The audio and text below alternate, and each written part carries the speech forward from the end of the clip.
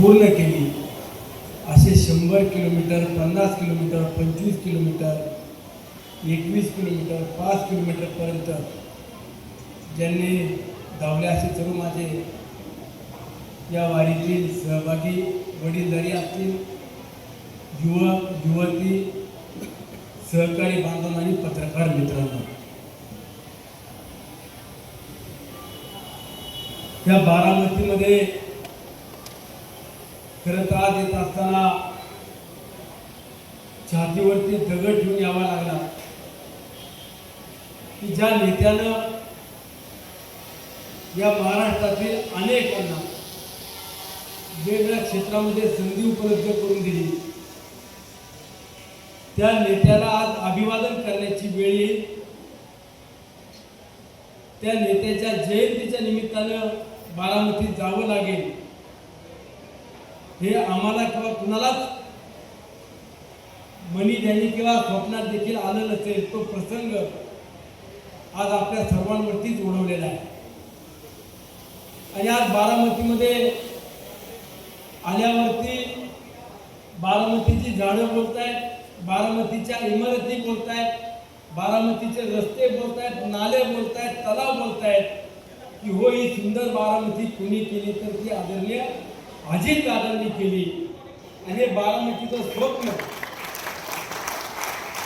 संपूर्ण राज्यामध्ये देखील आम्ही पाहतो की बारामतीसारखं आमचं देखील शहर व्हावं, बारामतीसारखा आमचा देखील तालुका व्हावा.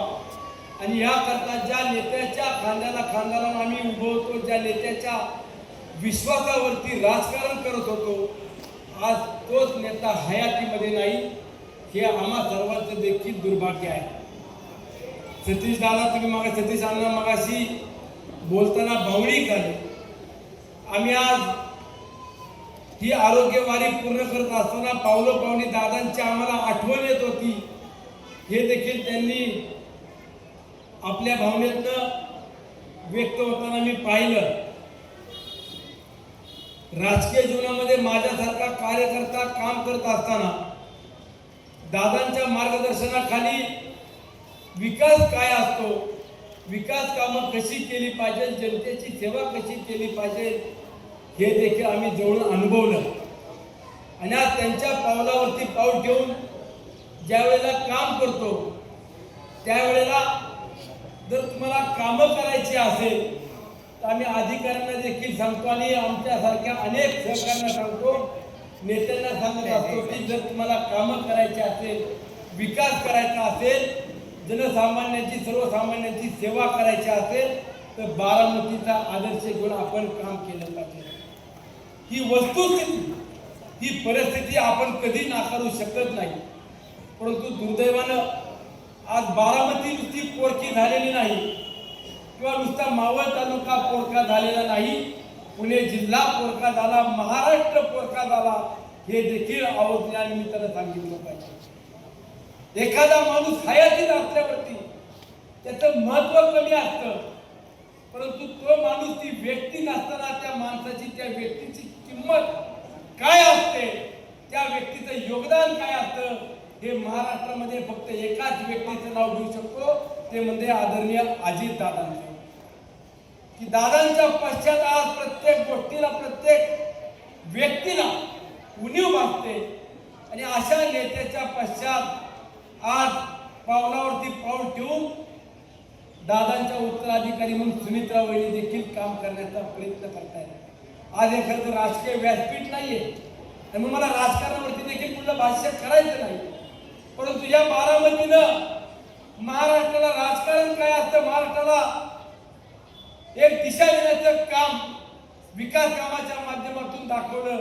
ह्या बारामतीमध्ये आदरणीय दादांच्या पश्चात सुमित्रा वहिनींनी या राज्याच्या उपमुख्यमंत्री म्हणून धुरा सांभाळत असताना अवघ्या 4 महिन्यामध्ये काही लोक सुमित्रा वहिनींना देखील ट्रोल करण्याकरता शेकडो लोकांची फौज लावतात. ट्रोलिंग कसं करता येईल, बदनामी कशी करता येईल, ह्यापेक्षा आपण त्या माऊलीच्या पाठीमागे खांद्याला खांदा लावून उभं राहायला पाहिजे. ही खऱ्या अर्थानं आपली नैतिकता, ही आपली जबाबदारी आहे. त्यामुळे उद्याच्या काळामध्ये दादाच्या पाठीमागे बारामतीकर तुम्ही तर आहातच, परंतु आम्ही देखील मावळातले मावळे खंबीरपणाची साथ दिल्याशिवाय राहणार नाही. हा बारामतीकर माझा शब्द आहे. मग या मातीतून शाहू फुले आंबेडकरांची विचारधारा घेऊन ज्या वेळेला दादा राजकीय जीवनामध्ये काम करताना आपण सर्वांनी पाहिलं, तर हेच विचारधारा पुढच्या काळामध्ये देखील जोपासण्याची जबाबदारी आम्हा सर्वांची असणार आहे.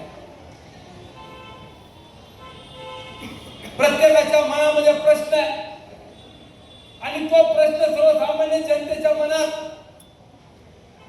कुणी उभा केला असेल तर त्या आपल्याच लोकांनी जो प्रश्न उपस्थित केला आहे की दादांचा घात झाला की अपघात झाला, यावरती काही मंडळी बोलत नाही. यावरती देखील जाणीवपूर्वक राजकारण करून पाहतायत. त्याच व्यक्तींना या बारामतीच्या भूमीतून सांगू इच्छितो, राजकारणाची पद असो किंवा नसो, दादांचा घात की अपघात आहे हे बारामतीकरांना आणि महाराष्ट्राच्या जनतेला देखील